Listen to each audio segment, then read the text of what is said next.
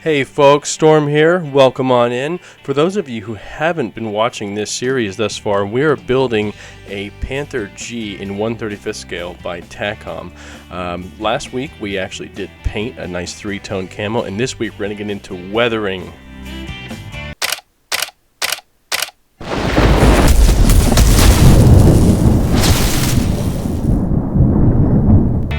Alright, we're going to start by continuing where we left off. So we actually painted everything gray at the end of the last video, so we're going to go back and just finish off a few things like this wooden block here. What we're going to do is paint it this nice light wood color, and you'll see what I do to bring out that wood a little bit later with some washes.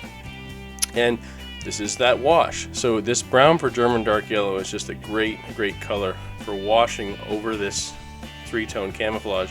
I also did use this to wash that wooden block, the jack stand block you saw me painting at the beginning, and again, it just gives out this nice brown color. It's just a great color for the wood, and it also works really well over this camo.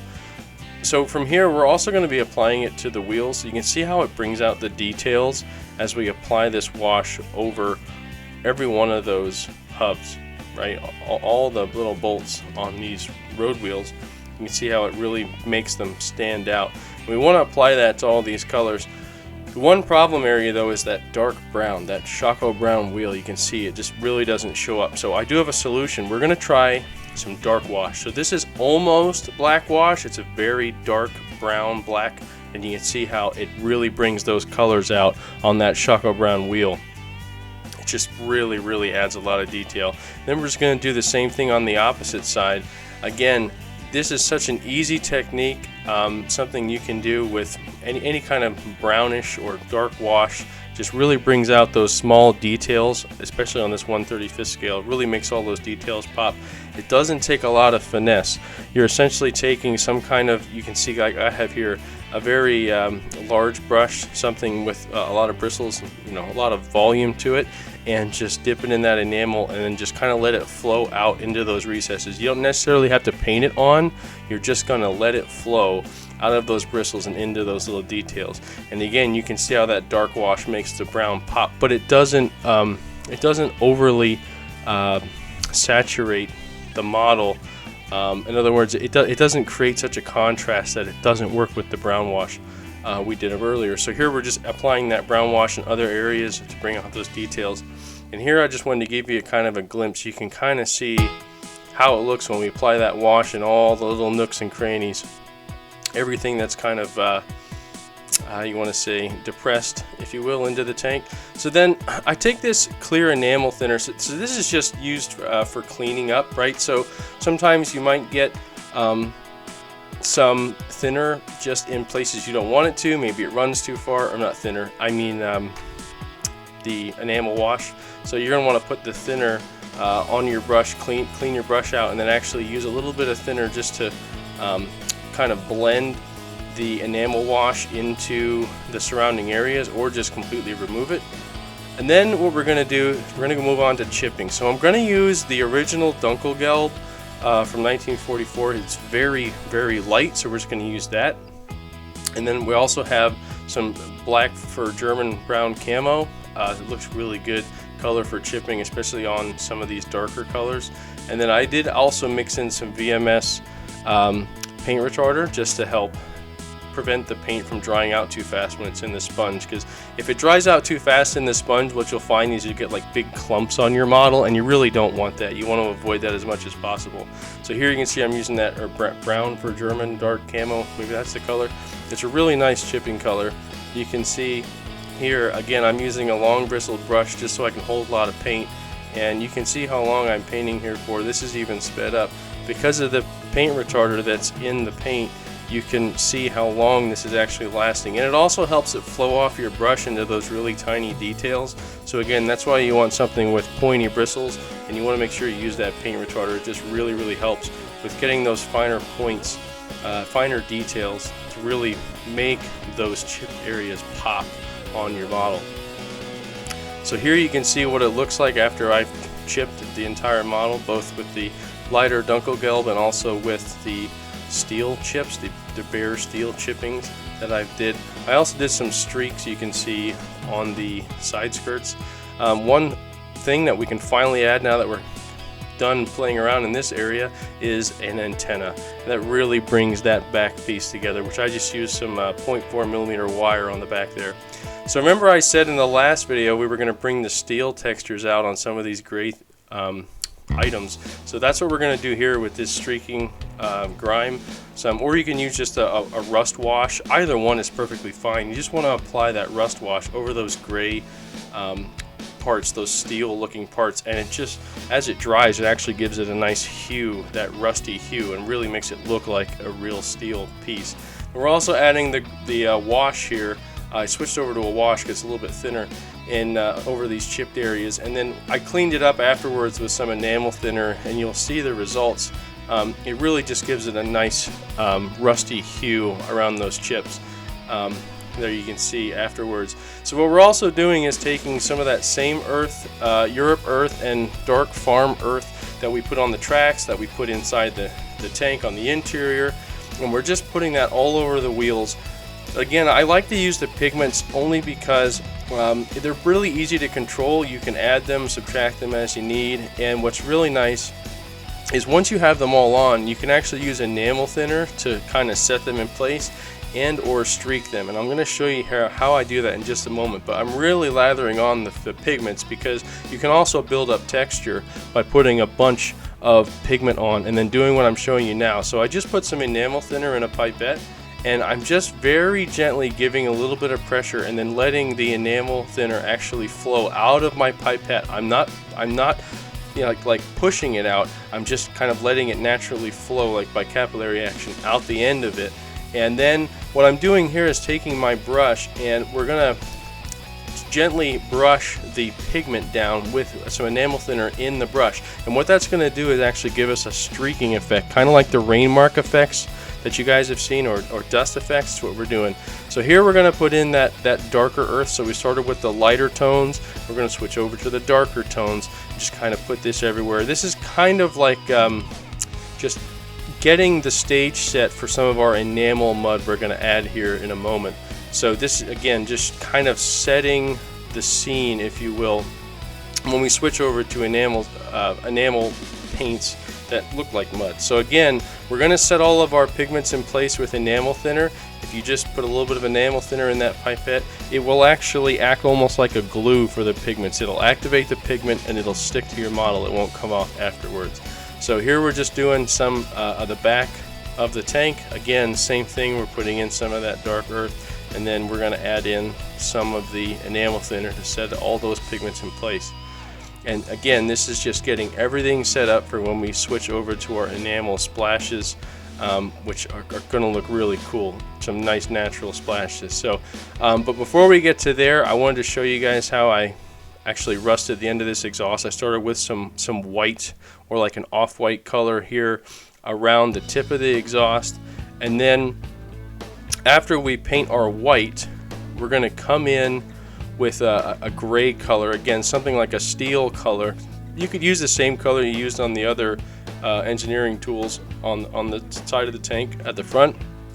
Again, just trying to get a nice steel look, and then a white tip.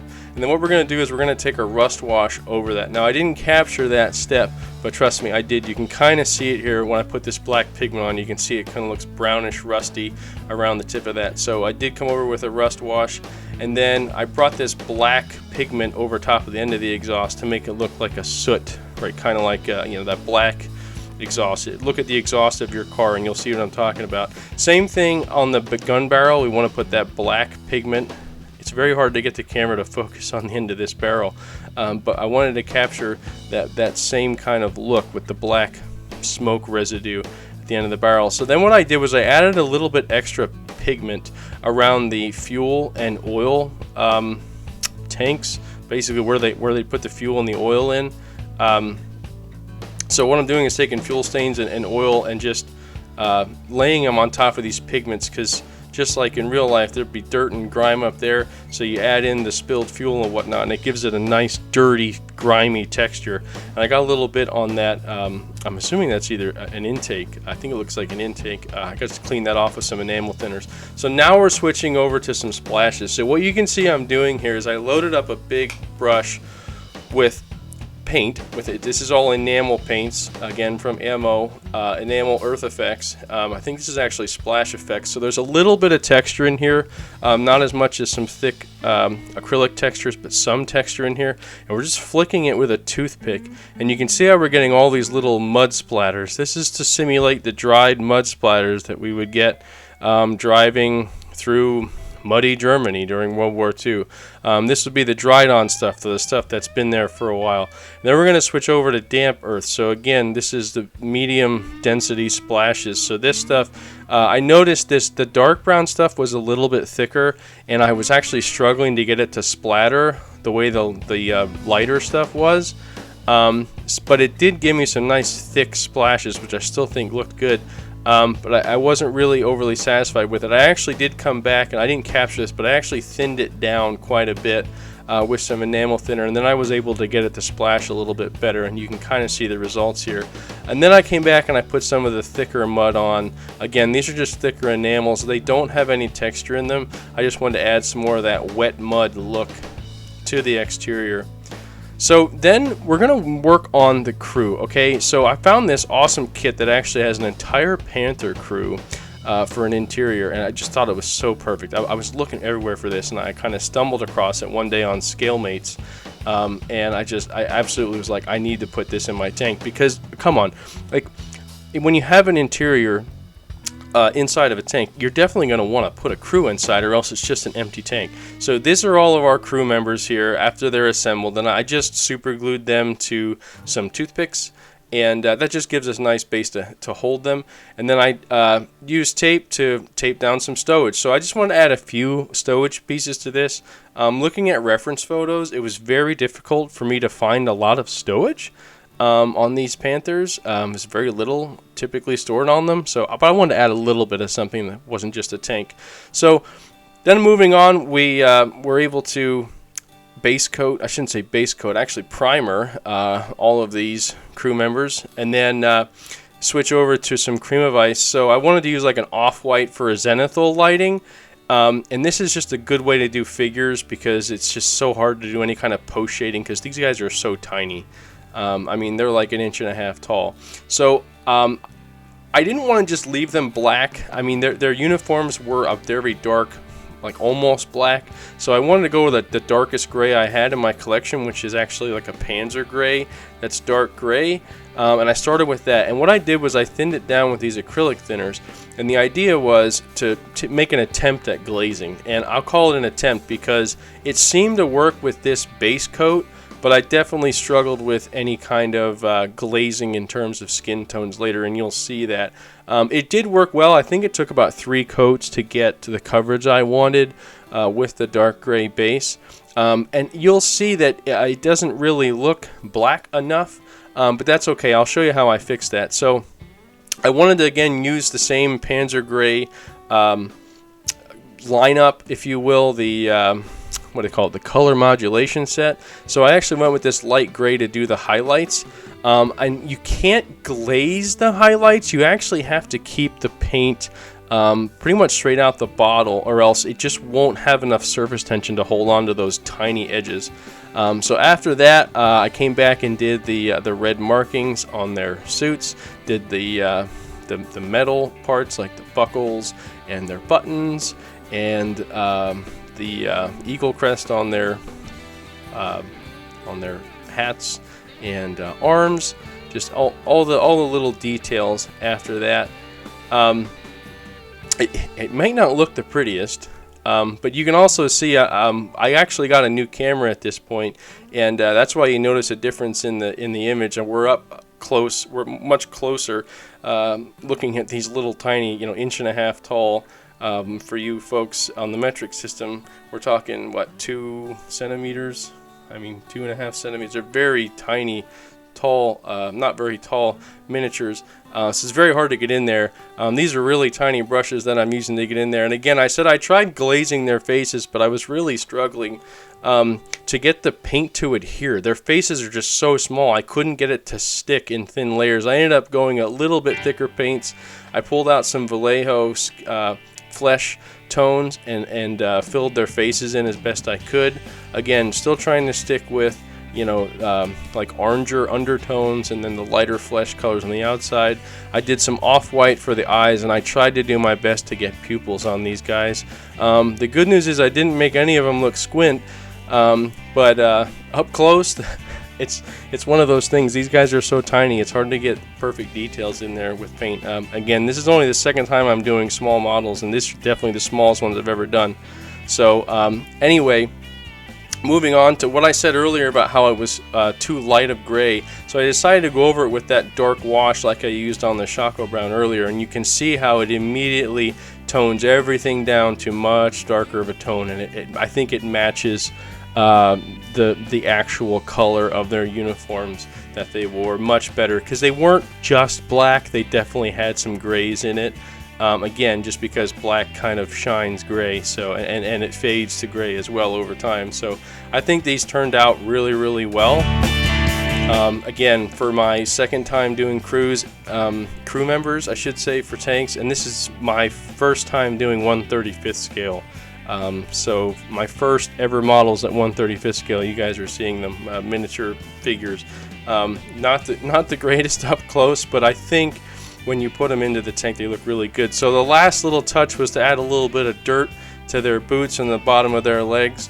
Not that you're going to see much of this inside the tank, but I thought, hey, why not? Let's just bring it all together. So we cut off those toothpicks that I had them on and finish off with the stowage. So I took a field gray to paint the tarps, and then I used an old wood to start with on the little wooden crate that was on top of this tarp. These were resin pieces I got out of a set, and then what I did was I actually took some highlights of field gray and just painted over top of this tarp. I know it looks like it's really drastic, but again, I'm going to use a wash to tone down the highlights and blend it all together, but I just wanted to at least add some kind of depth to these field gray tarps.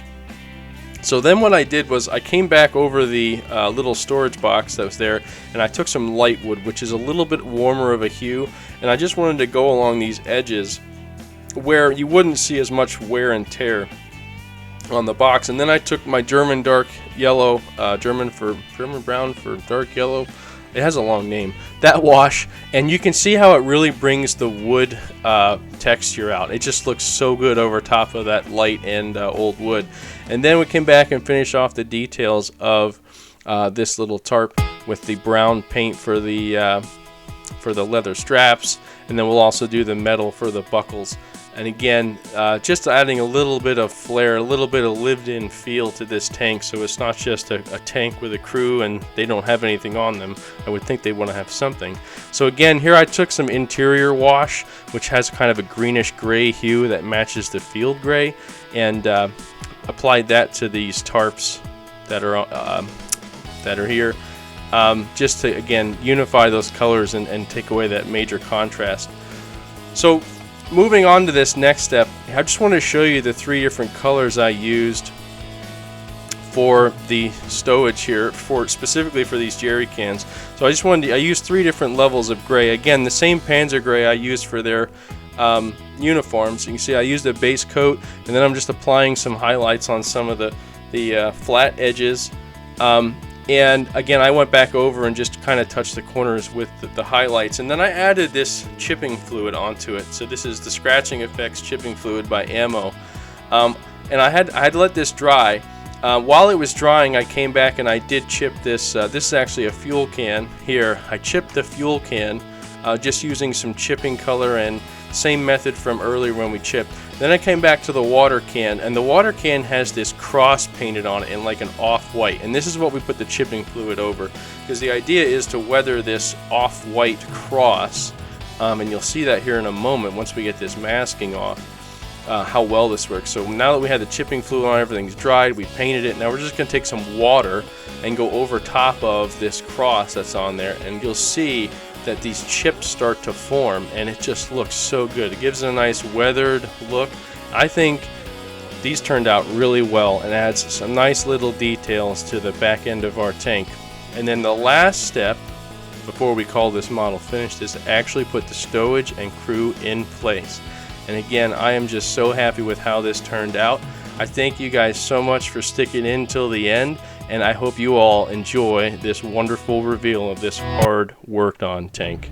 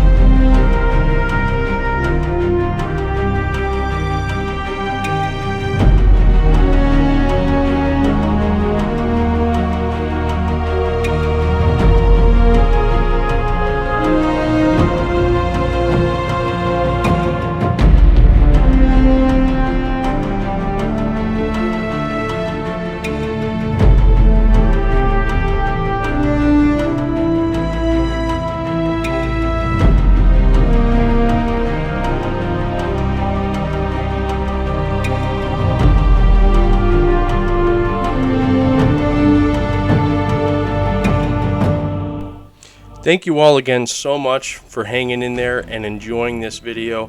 If you like what you see, please leave a like, leave a comment, and subscribe to see more. I have so many more tanks, and I even have some other 1/10 or larger scale models that I'll be bringing to this channel very soon. So stay tuned for that, and you're not going to want to miss it. Thank you guys so much.